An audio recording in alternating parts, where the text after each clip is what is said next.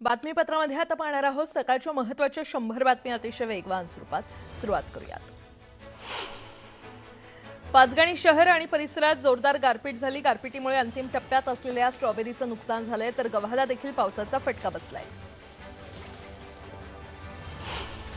जालना शहरात अवकाळी पावसासह गारपीट झाली। जिल्ह्यात 2 दिवस मुसळधार पाऊस पडणार असल्याचा अंदाज हवामान खात्यानं वर्तवलाय। धुळे जिल्ह्यातील अनेक भागांना अवकाळी पाऊस आणि गारपिटीनं झोडपून काढलाय। गारपिटीचा सर्वाधिक फटका साक्री तालुक्यातील कासारे पेरेसपूर या परिसराला बसला। पावसामुळे काढणीला आलेल्या पिकाचं मोठं नुकसान झालं।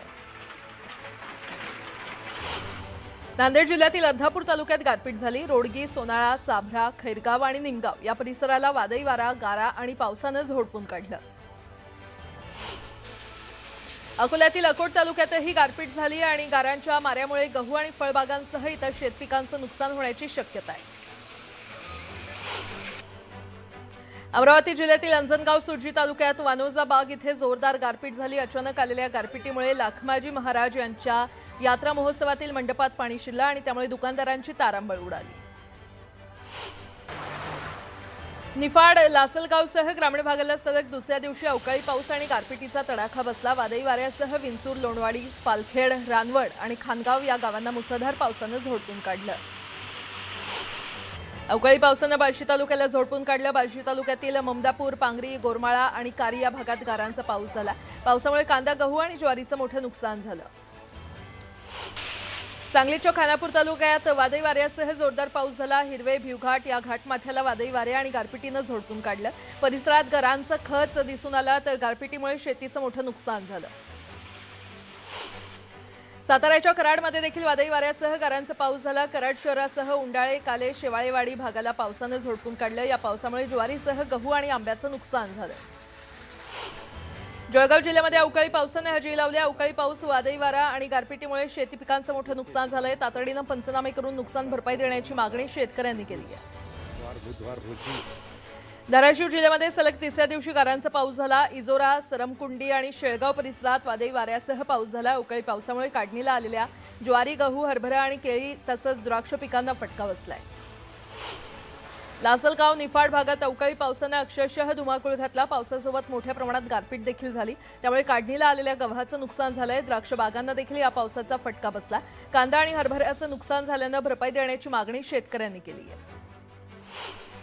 पुण्यात अवकाळी पावसाने हजेरी लावली। शिवणे, धायरी परिसरासह अनेक ठिकाणी पाऊस पडला। अचानक आलेल्या पावसामुळे नागरिकांची तारांबळ उडाली, तर नागरिकांना उकाड्यापासून दिलासा मिळाला। जत तालुक्यातील काही गावात अतिवृष्टी आणि गारपिटीमुळे पिकांचं मोठं नुकसान झालं। दरम्यान आमदार गोपीचंद पडळकर यांनी शेताच्या बांधावरून कृषी मंत्र्यांना फोन केला। दरम्यान तात्काळ पंचनामे करण्याचे आदेश कृषी मंत्र्यांनी कृषी विभागाला दिले। सविस्तर बातमी पाहूयात। नगरपालिका निवडणुकीमध्ये राज्यातील काही बड्या नेत्यांनी मला वैयक्तिकरित्या लक्ष्य करत बदनाम करण्याचा प्रयत्न केला, मात्र परळीच्या जनतेनं या षडयंत्राला चोख प्रत्युत्तर दिलं, असा खळबळजनक दावा आमदार धनंजय मुंडे यांनी केलाय। परळीत आयोजित घरकुल वाटप कार्यक्रमात ते बोलत होते।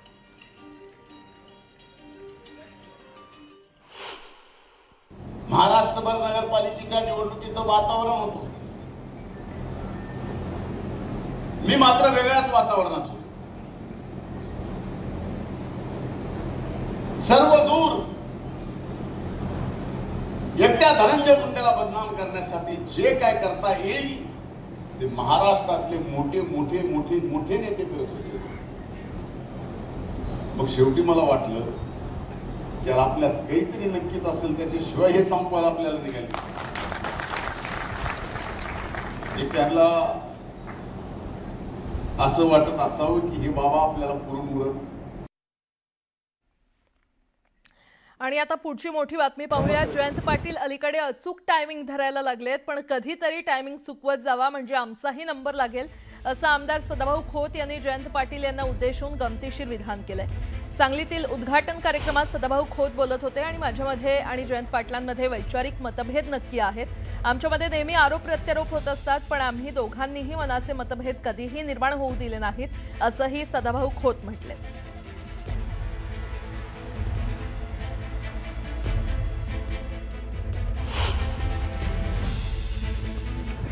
त्यांचं जरा टायमिंग ते अचूक धरायला लागलेले आहेत। कारण अलीकडं ते टायमिंग चुकून अशी दक्षता फार घेतील, पण कधी तर टायमिंग चुकवत जावा म्हणजे आमचाही नंबर लागत नाही. पण काही हरकत नाही. एवढा सहज बसायचं एक राज्याचं नेतृत्व, पण कधी त्यांच्या भाषणामध्ये सुद्धा टीका टिप्पणी मला कधी दिसायची नाही. फार संयमी मृदूपणानं खऱ्या अर्थानं बोलायचं.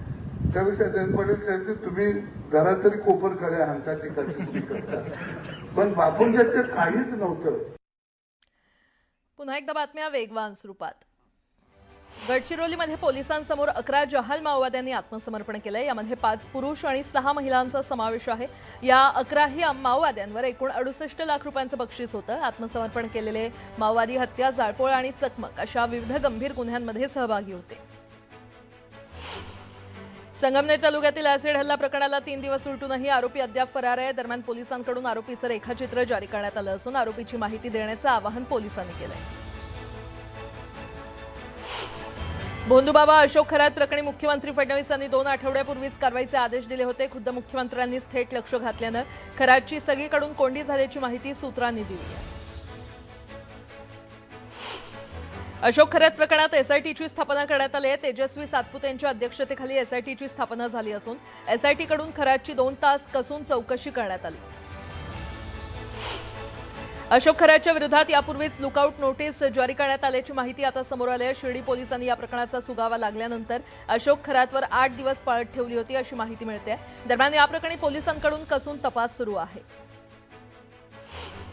भोंदूबाबा अशोक खरातचे एक न अनेक कारनामे समोर येत असतानाच आता त्याच्या संपत्तीची माहिती समोर आली आहे. अशोक खरातनं त्याच्या पत्नीच्या नावे शिर्डीमध्ये 4 एकर भूखंड घेतला होता. शिर्डीतील प्राईम लोकेशनवर हे कोट्यावधींचं भूखंड आहे. तर खरातनं नाशिकसह सिन्नर, शिर्डी आणि कोपरगाव परिसरात मोठी संपत्ती जमवली आहे. खरातच्या कार्यालयातील कर्मचाऱ्यावर शिर्डी पोलीस ठाण्यात गुन्हा दाखल असल्याची माहिती समोर आली आहे. एका महिलेचे फोटो आणि व्हिडिओ व्हायरल केल्याप्रकरणी गुन्हा दाखल झाल्याची माहिती आहे. फेब्रुवारी रोजी ज्योतिष कार्यालयातील कर्मचारी नीरज जाधव याच्यावर गुन्हा दाखल झालाय. अशोक खरातचे धागेदोरे मंत्रालयापर्यंत पोहोचले असल्याचा आरोप विजय कुंभार यांनी केला. या प्रकरणी विजय कुंभारांनी मुख्यमंत्र्यांकडे तक्रार केली असून चाकणकरांना पदावरून हटवण्याची मागणी त्यांनी केली आहे. अजित पवार यांच्या मुंबईतील बंगल्याबाहेर उतारा टाकल्याचा प्रकार घडला होता. या प्रकरणी आता भोंदूबाबा खरातची चौकशी व्हावी अशी मागणी करण्यात आली आहे. बारामतीतील बंगल्याबाहेर जादूटोण्यातील वस्तू सापडल्या होत्या. हे कृत्य भोंदूबाबा, कॅप्टन खरात आणि त्यांच्याशी संबंधित व्यक्ती करत होत्या का, याची चौकशी झाली पाहिजे अशी मागणी शरद पवार यांच्या राष्ट्रवादीचे प्रवक्ते सुनील माने यांनी केली आहे. एका वर्षापूर्वी अहिल्यानगर जिल्ह्यातील एका स्थानिक वृत्तपत्रात थेट नाव न घेता भोंदूबाबाकडून महिलांचं लैंगिक शोषण या मथळ्याखाली वृत्त छापून आलं होतं. त्यावेळी मात्र अशोक खरात यानं 5 कोटींच्या अब्रू नुकसानीची नोटीस पाठवली होती. तर महिला आयोगाच्या अध्यक्षा रुपाली चाकणकर यांनी देखील फोन करून माफीनामा सादर करण्यास सांगितल्याचा धक्कादायक प्रकार समोर आलाय. रुपाली चाकणकरांचे अशोक खरातसोबतचे काही नवे फोटो समोर आलेले आहेत. अशोक खरात चाकणकरांना केक भरवत असल्याचा फोटो समोर आलाय. चाकणकर खरातच्या पाया पडतानाही फोटो आहे.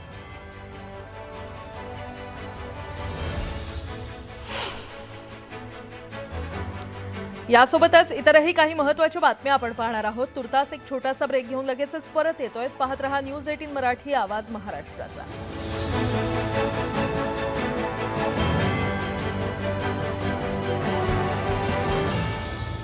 पुढची बातमी. अजित पवार यांच्या अपघातामागे देखील अशोक खरातचा हात आहे का, असा प्रश्न राष्ट्रवादी काँग्रेसचे आमदार अमोल मिटकरी यांनी उपस्थित केलाय. अजित पवार यांच्या अपघाताचा तपास करणाऱ्या संस्थांनी याचाही तपास करावा अशी मागणी त्यांनी केलेली आहे. मिटकरी यांनी ट्विट केलेल्या फोटोमध्ये कॅप्टन खरात हा VSR विमान कंपनीच्या पायलट सोबत तसंच त्याच विमानासमोर उभा राहिल्याचं दिसून येत आहे.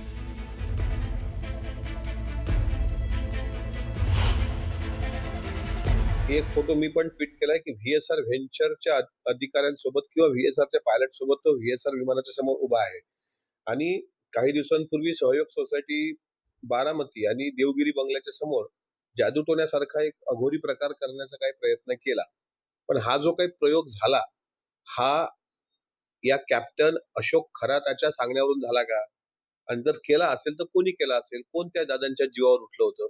म्हणजे कॅप्टन अशोक खरात याचा धागा जर त्या पूजा विधीपर्यंत जात असेल, अघोरी पूजापर्यंत, आणि त्यानंतर तो धागा जर VSRच्या मालकापर्यंत जात असेल, तर दादांच्या घातपात प्रकरणात या बाबाचा हात असल्याचा संशय अजून बळावतो. अजितदादांच्या विमान अपघाताच्या दृष्टिकोनातून सुद्धा त्या बाबाचा तपास झाला पाहिजे.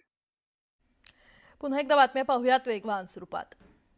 गोंदिया जिल्ह्यातील देवरी तालुक्यातील आदिवासी बहुल चिचेवाडा गावातील हेमकृष्ण पिसदे यांनी यूपीएससी परीक्षा उत्तीर्ण करत यश संपादन केलंय. हेमकृष्ण पिसदे यांचं चिचेवाडा गावात जंगी स्वागत करण्यात आलं. मुंबई पोलीस आणि मुंबई मनपानं संयुक्त कारवाई करत दादर मार्केट परिसरातील अनेक अनधिकृत फेरीवाल्यांना हटवलंय. या कारवाईमुळे दादर मार्केटमध्ये गर्दी कमी झाली आहे आणि सामान्यांना देखील चालण्यासाठी मोकळे फुटपाथ मिळालेत. मात्र या कारवाईमुळे फेरीवाले नाराज असून दादर येथील नक्षत्र मॉल समोर आंदोलन करण्यात आलं. बीडच्या कर्जनी गावातील नागरिकांनी उपोषण केले. वनविभागाच्या कारवाईला ग्रामस्थांनी विरोध केला. 1972 साली गाव आणि शिवार साठवण तलावात गेल्यामुळे शासनानं गायरान जमीन गावकऱ्यांना राहण्यासाठी दिली होती. दिलेल्या जागेत गावकऱ्यांनी आपली पक्की घरं बांधली आहेत, पण अचानक वनविभागानं घरं पाडण्यास सांगितलं. त्यामुळे ग्रामस्थ आक्रमक झाले. महाराष्ट्राची कुलस्वामिनी आई तुळजाभवानी मातेच्या मंदिरात परंपरेनुसार गुढीपाडवा सण साजरा करण्यात आला. देवीची शिवकालीन दागिने घालून अलंकार पूजा करण्यात आली होती. तुळजाभवानी मंदिराच्या शिखरावर देखील विधिवत पूजा करण्यात आली. विरारमधील जय जवान मित्रमंडळातर्फे मोफत सरबत वाटप करण्यात आलं. गुढीपाडव्याच्या पार्श्वभूमीवर मुस्लिम बांधवांकडून सरबत वाटप करून एकतेचा संदेश देण्यात आला. सर्व धर्म समभाव आणि हिंदू मुस्लिम एकतेचं दर्शन विरारमध्ये घडून आलं. कोल्हापुरात गुढीपाडव्याच्या दिवशी देखील गॅस सिलेंडरसाठी नागरिकांच्या रांगा पाहायला मिळाल्या. राजारामपुरी परिसरात गॅस वितरण केंद्रांसमोर स्थानिकांच्या लांबच लांब रांगा लागल्याचं दिसून आलं. खेड दापोली मार्गावर फुरुस गावाजवळ चक्काजाम करण्यात आलं होतं. अपघातात दुचाकीस्वाराचा जागीच मृत्यू झाल्यानंतर संतप्त ग्रामस्थांनी हा रास्ता रोको केला होता. गुरुवारी सायंकाळपासून मृतदेह रस्त्यावर ठेवत आंदोलन सुरू असून ग्रामस्थ आक्रमक झाले.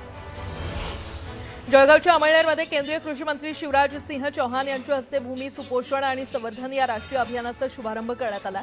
देशातील शेती जमीन रासायनिक खतांच्या वापरामुळे निकष होत चालल्याच्या पार्श्वभूमीवर हे अभियान सुरू आहे.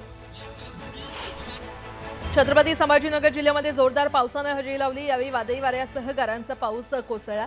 सिल्लोड, सोयगाव आणि फुलंब्री तालुक्यात मोठ्या प्रमाणात गारांचा पाऊस पडला. पुढची बातमी पाहूयात. जामनगरमधील अॅनिमल रेस्क्यू सेंटर वंताराला सर्वोच्च दिलासा मिळालाय. वंताराच्या चौकशीची मागणी करणारी याचिका सुप्रीम कोर्टानं फेटाळून लावली आहे. विदेशातून आणलेल्या प्राण्यांसंदर्भात कोणत्याही नियमांचं उल्लंघन होत नाही असं कोर्टाकडून स्पष्ट करण्यात आलंय. दाखल केलेल्या याचिकेत कोणतंही तथ्य नसल्याचं कोर्टानं म्हटलंय. यासंदर्भात एसआयटीकडून दिलेल्या अहवालात देखील वंतारामध्ये कुठलीही अनियमितता नसल्याचं स्पष्ट करण्यात आलं.